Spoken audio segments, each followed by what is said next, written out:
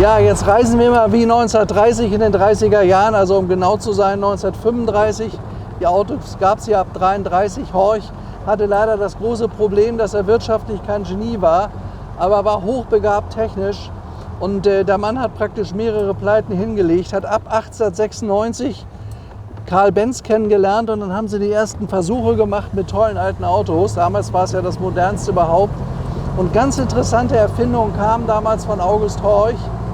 Aber das große Problem ist immer gewesen, dass er es kaum geschafft hat. Und ab 1933 gab es ja dann einen Regierungswechsel. Und dann wurden die Autobahnen in Deutschland gebaut mit hoher Geschwindigkeit. Und das war dann die große Zeit von August Horch. Weil viele Leute verbinden auch die Fahrzeuge Horch mit dem Dritten Reich, obwohl das nicht ganz stimmt. August Horch hat ja viel länger Autos gebaut und auch diese tollen Entwicklungen dann gemacht, diese tollen Erfindungen. Und was wir hier haben, das sieht hier wirklich aus wie ein Wohnzimmer. Das Auto ist höchstwertig gearbeitet. Schaut euch mal dieses wunderschöne Holzarmaturenbrett an. Die alten Armaturen aus der Zeit. Hier ist die Uhr, wir haben es jetzt 1:15, die Uhr geht genau. Hier ist der Tachometer der Originale, das sind alles die Originalinstrumente. Da ist der Öldruck, hier vorne ist Benzin. Der zeigt ein bisschen zu wenig an. Gut, es sind Trommelbremsen. Man muss natürlich, wenn man bei so einem Auto, der wiegt ja beinahe 2 Tonnen, beherzt zutreten. Aber so laufen tut der 8-Zylinder-Motor wirklich schön. Und vor allen Dingen bei so einem Horch, man hat ja richtig Platz in so einem Wagen. Und besonders dieses Auto hier, der liegt deutlich unter 300.000 Euro, ist voll restauriert. Und das ist ein super Oldtimer, wo ihr alles mitfahren könnt, wo ihr sicher sein könnt, es ist höchstwertig gemacht. Schaut mal hier, der tolle Chromrahmen hier oben in einem tollen Zustand. Das Holz ist neuwertig. Man kann das nicht besser machen. Ja, nee. Gut, aber man spürt natürlich, dass unser Horch kein Rennwagen ist.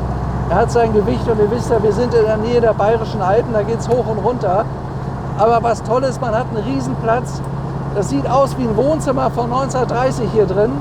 Sind alles massiv gewählte Materialien, das ist kein Furnier. Schaut euch mal diesen tollen Griff an. Der Wagen hat eine 4-Gang-Schaltung, hat dunkelblaues Leder, hier auch dunkelblau. Alleine mal die Zyzi-Griffe der Türen, schaut euch mal an, wie toll das gemacht ist. Ganz toller Chrom festgeschraubt hier in der Verkleidung, hier Holzgriffe. Und man hat hier die originalen Details wieder neu aufgearbeitet. Man darf halt nicht vergessen, wenn wir jetzt also 50, 60, 70 fahren, dann ist das zur Zeit von 1935 wirklich eine gute Geschwindigkeit gewesen, wo man schön mit reisen konnte. Ja, und das machen wir jetzt hier.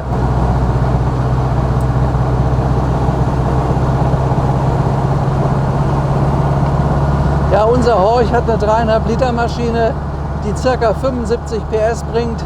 Damit ist der Wagen 120 Stundenkilometer schnell und war damals eine vorzügliche Reiselimousine. Also obwohl das der kurze ist, vielleicht zeigt euch Paul mal ganz kurz das vor hinten, da ist ja richtig Platz.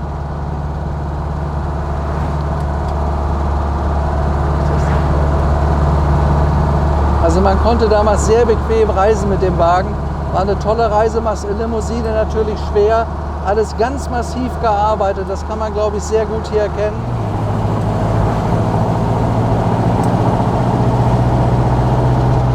Also dieser Horch freut sich auf Landstraßen, er ist auf Landstraßen zu Hause. Dafür ist so ein Auto gebaut, wenngleich es damals die Autobahnen gab, die waren ja in den 30er Jahren total leer. Ist hier zum Beispiel München-Salzburg, ist 1935, 36 gebaut worden, das war die erste Autobahn. Wenn man da 100 fahren konnte, war das ja herrlich. Da gab es alle 5 Minuten mal einen Gegenverkehr. So gut wie gar nichts los. Dafür waren diese Autos natürlich toll. Man konnte damals die ganze Landschaft traumhaft genießen. Es gab keine Mittelleitplanken und gar nichts. Und dafür ist so ein Wagen natürlich gebaut worden hier. Und es konnten 4 Personen sehr bequem reisen. Und durch das hohe Gewicht liegt er auch gut auf der Straße. Also man spürt, dass man ein ganz massives Auto um sich herum hat. Fahren tut er schön. Das Tolle ist halt eben, dass er voll restauriert ist, sowohl technisch wie auch optisch. Und was mir persönlich gefällt, hat eine wunderschöne Farbkombination. Dieses Zweifarbige hat es seinerzeit auch gegeben. Er ist ja zweifarbig. Ist gut lackiert, hat tolle Oberflächen. Ist ein sehr gut restauriertes Auto. Wir haben auch noch die Unterlagen. Also wir wissen, wer an dem Auto gearbeitet hat, die sind heute noch tätig, haben einen wirklich guten Namen für gute Handwerksarbeit. Denn an dem Auto befindet sich ja nur Handwerksarbeit, also komplett, das kann man sehen. Hier ist so gut wie kein Plastik verarbeitet worden an dem Wagen. Ist alles original. Massives Holz, Chrom. Naja, was es so alles gab seinerzeit. Alles echt, alles authentisch. Vorne ist übrigens die Weltkugel, das war das Erkennungszeichen. Also einmal gab es da Daimler-Benz den Stern, Horch hatte die beiden Flügel auf der Weltkugel. Selbst die größten Horch 853 hatten das. Wir bekommen übrigens auch in Kürze einen ganz großen Horch, den wir euch dann zeigen können, wo wir auch mitfahren. Oder das heißt, wir bekommen sogar zwei große Horch. Das ist uns angekündigt worden. Das wird sicher auch spannend. Es war damals halt eben wirklich eine tolle Marke. Wer sich in den 30er Jahren einen Horch leisten konnte, der hat es geschafft. Der war wirtschaftlich und gesellschaftlich groß angesagt, stand ganz vorne. Wie muss ich jetzt fahren? Links. Kann ja wohl nicht sein, ne? Also rechts. Da, okay, verstanden.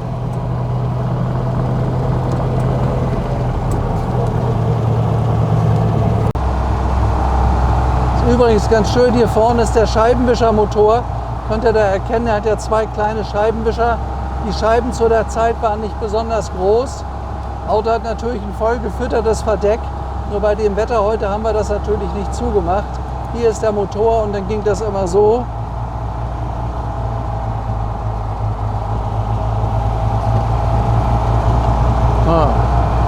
Hier war ich glaube ich noch nie. Und was jetzt?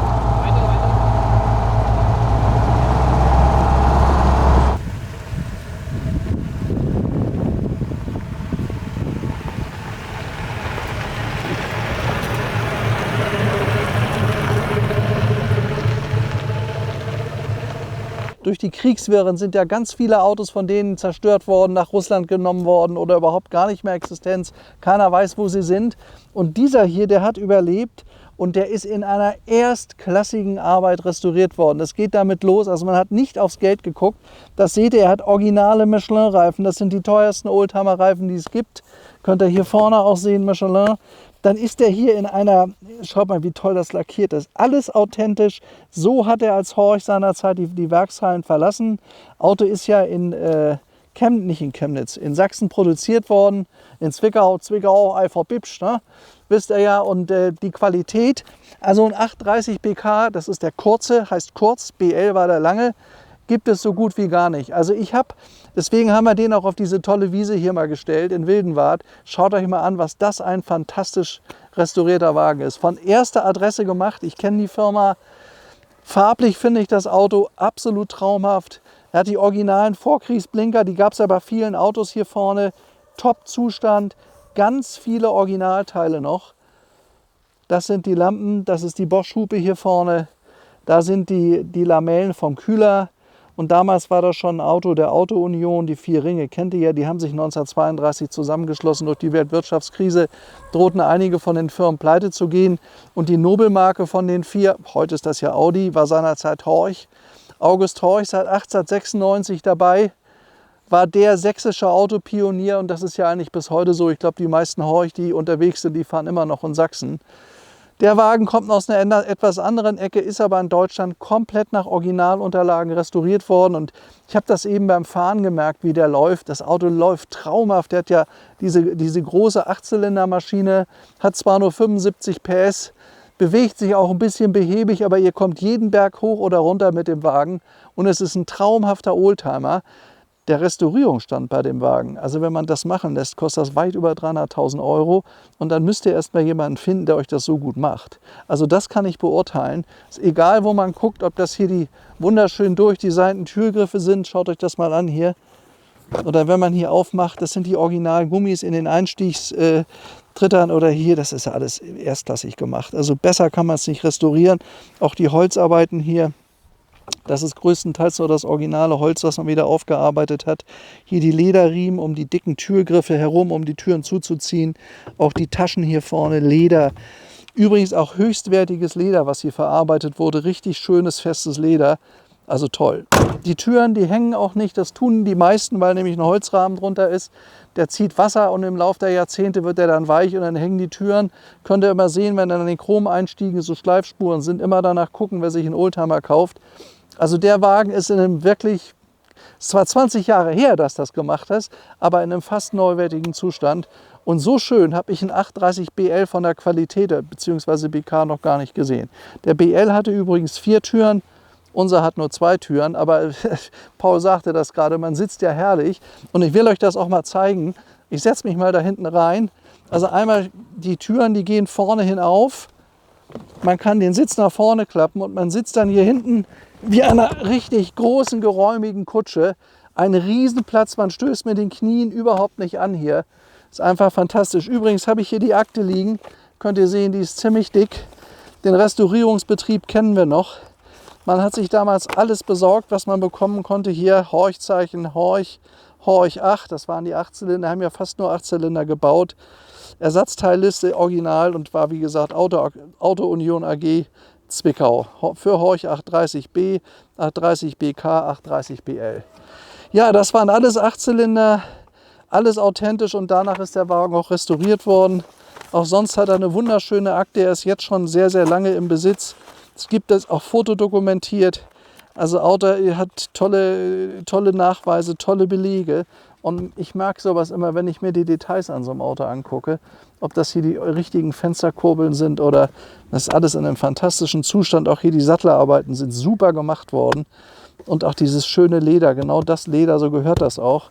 Schaut mal hier. Also ein ganz, ganz toller Vorkriegsklassiker. Und ich sag mal, das Auto liegt einiges unter 300.000, das wäre dafür gar nicht zu machen.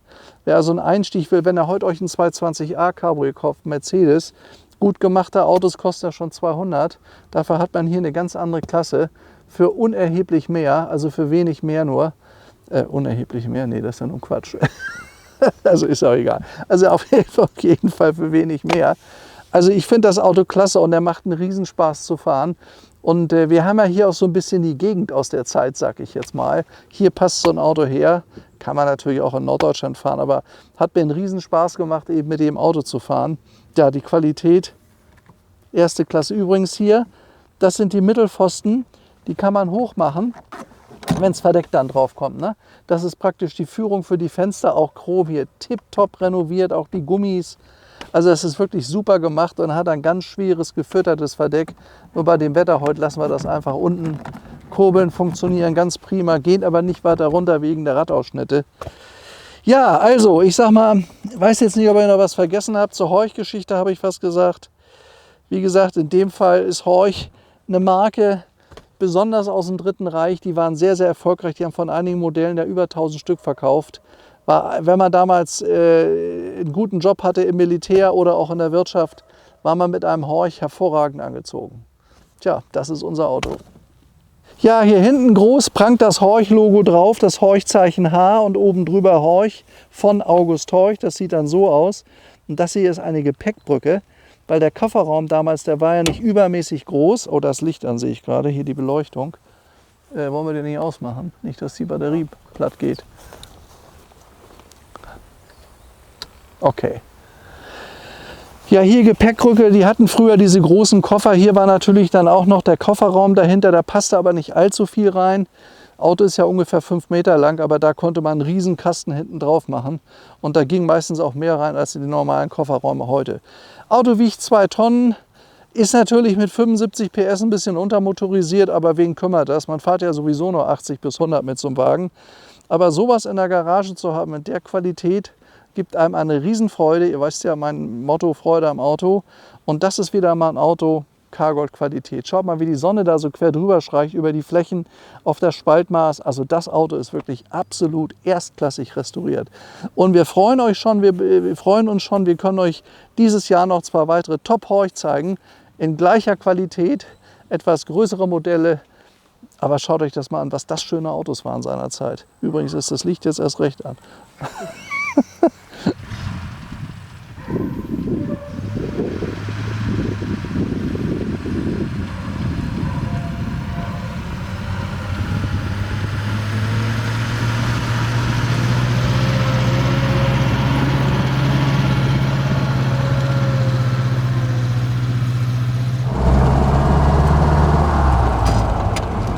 Ja, heute haben wir auch das richtige Wetter für unsere Fahrt im Horch 830 BK. Das BK muss ich mich noch erinnern. Ich habe immer BL im Kopf, den langen. Aber der fährt sich ein bisschen besser, der hat ein kürzeres Fahrgestell. Und trotzdem ist hinten viel mehr, also absolut genauso viel Platz. Man kann super sitzen. Mein Kameramann Paul, der will da gar nicht mehr weg. Wie muss ich fahren jetzt? Rechts? Ist das nicht? Naja, sogar weiter, wenn man rechts fährt. Aber Umratshausen ist natürlich schön, ne?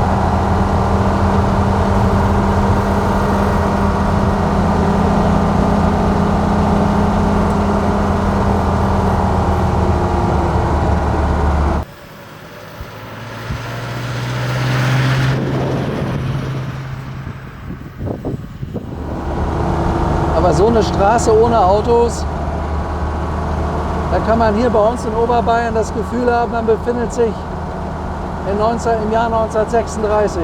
Genau so.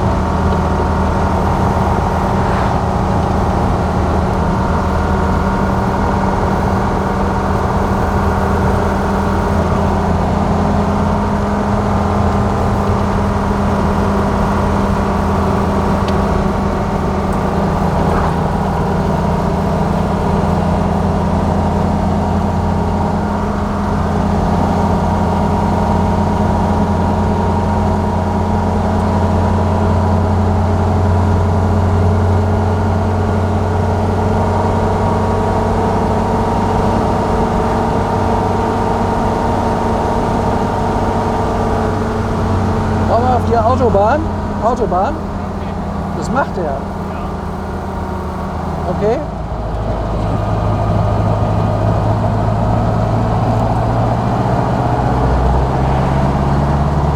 Kommt da ein Auto? Geht.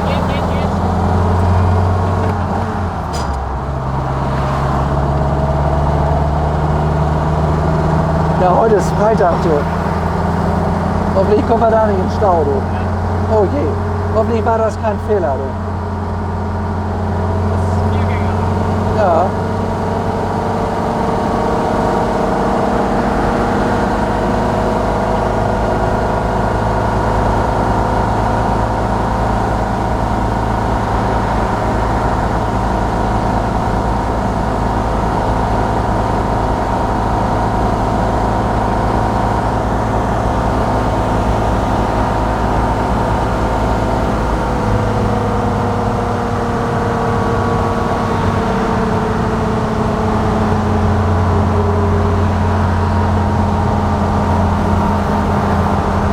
Da ist ein Stau.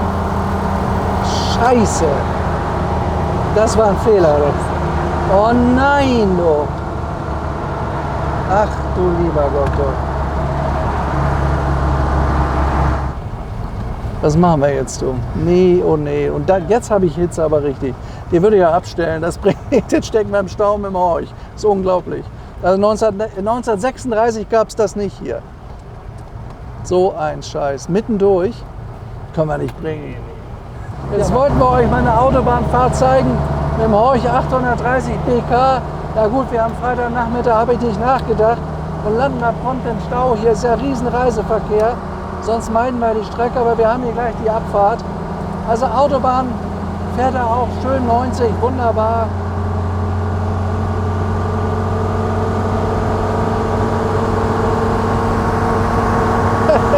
Hast du gesehen?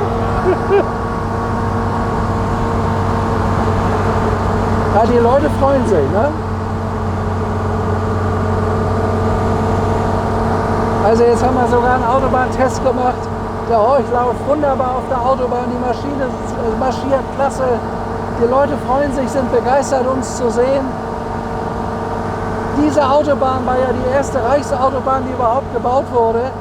Da haben die Bauarbeiten 1934 begonnen. Oh. Der gerade Auslauf ist ein bisschen so, aber mein Gott. Jetzt haben wir mal Glück gehabt.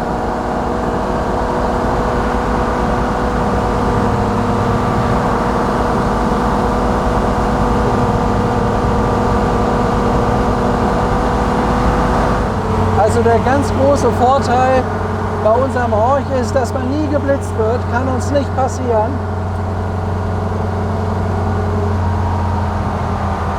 Also seine Autobahnprobe-Testfahrt hat er auch bestanden. Wunderschön gelaufen, das Auto. Er läuft wirklich toll. Aber Temperatur immer 70 Grad, ne? Also immer 70 Grad, der wird überhaupt nicht heiß, der Wagen. Der läuft wunderbar. Hat schön 70 Grad, 100 Sachen fährt er. Man genießt total die Landschaft mit dem Auto. Hat echten Spaß, das Auto zu fahren.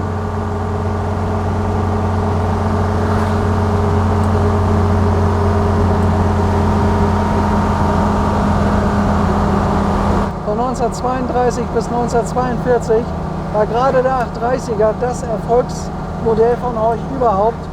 Und das nächste Auto, was also könnt ihr auch übrigens in der Wehrmacht sehen, gab ganz viele Wehrmachtsausführungen von dem Auto in dem Olivgrün. Der Wagen ist einfach gut gewesen, er war technisch zuverlässig und ist tausende von Male damals gebaut worden. Genauso wie der Horch 853, den gab es ungefähr 600 Mal. Das war aber erst in den 30er Jahren der Fall, vorher überhaupt nicht. Und als die Unterstützung, wie gesagt, die Regierungsamtliche nachgelassen hatte, war das auch mit Horch leider vorbei. Und es ist eigentlich schade, dass es die Firma Horch heute nicht mehr gibt, weil die waren seinerzeit für Qualität absolut bekannt, hatten sich direkt neben Mercedes einen Namen gemacht und es gab Zeiten, wo die fast gleichgezogen haben mit Mercedes.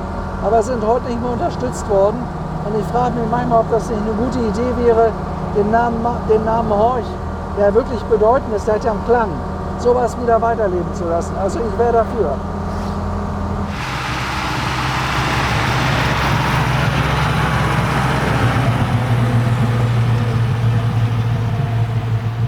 Horch ist ja immer ein Oberklasse-Fahrzeug gewesen. Ich lege das jetzt mal hier aufeinander. Das konnte man früher auch machen bei den Autos. Schaut mal hier, das ist eine V8 8-Zylinder-Maschine. Der hat 3,5 Liter Hubraum. Hier sind die Zündkerzen 1, 2, 3, 4. Auf der anderen Seite sieht er genauso aus. Hat nur einen großen Vergaser, mehr gab es damals nicht. Und der hat dann 70 PS geleistet mit 3,5 Liter Hubraum und ist ungefähr 120 Stundenkilometer schnell gewesen. War ein Oberklasse-Auto, obwohl der Wagen so ein bisschen wie Mittelklasse aussieht, aber Horch war sowieso nur Oberklasse. Die haben gebaut den Horch 853, dann den Spezialroadster Horch 855 und eben den 830er. Der ist konstruiert worden Anfang der 30er Jahre von August Horch. August Horch war ja ein Pionier, der die sächsische Automobilindustrie überhaupt erst erfunden hat. Gab damals Audi und Horch, diese beiden Markennamen haben beide August Horch gehört. Und wie gesagt, technisch zu der Zeit, das hier ein 30er-Jahre-Modell aus dem Jahr 1935, immer mit Reserverädern in den Kotflügeln. Die Straßen waren damals teilweise noch sehr, sehr schlecht und da brauchte man das einfach. Auf der anderen Seite hat er den auch hier einen, ja, und Türen gingen bekanntermaßen nach vorne auf. Und was ich einfach toll finde, wenn ihr euch das hier anguckt, das sieht eigentlich aus wie ein herrliches 30er-Jahre-Wohnzimmer. Richtig massives Holz, toll gearbeitet. Und warum ist der so toll gearbeitet? Das Auto ist voll restauriert worden in Deutschland vor ca. 20 Jahren. Hat seitdem in der Sammlung verbracht und wird jetzt aus Altersgründen abgegeben. Das ist ein ganz, ganz spannendes Auto, weil in dem Zustand so einen Wagen zu erhalten, da kostet Restaurierung schon weit über 300.000 Euro und dieser Wagen liegt unter 300.000 Euro. Das macht ihn so interessant. Ist ein 830er Horch, die haben Vorkriegsfahrzeuge ja alle einen Holzrahmen gehabt. Das heißt, hier unten drunter verläuft Holz. Das heißt, die Scharniere, die wir hier haben von den beiden schweren Türen, sind aufgehängt auf Holz, unten drunter getrocknete Esche meistens. Und wenn so ein Holzrahmen über die Jahre feucht wird, dann beginnen die Türen zu hängen, dann wird er weich. Also ein Holzrahmen muss in der Regel bei einem 80 Jahre alten Auto immer neu sein. Denn die Schrauben, die da drin sitzen, die hängen letzten Endes hier drin, hinten im Holz. Das muss man ganz einfach wissen beim Vorkriegsauto. Und das ist hier alles wirklich in absoluter Perfektion restauriert worden. Und das ist selten. Ein Vorkriegsauto voll restauriert, wo alles richtig gemacht wurde. Das Auto von einem Spezialisten, den ich sehr, sehr gut kenne, der das Jahrzehnte macht, der sein Handwerk wirklich beherrscht. Und das ist ein 830er kurz, deswegen heißt der BK. Es gab auch den 830 BL, der hatte dann 2 Türen, das war der lange.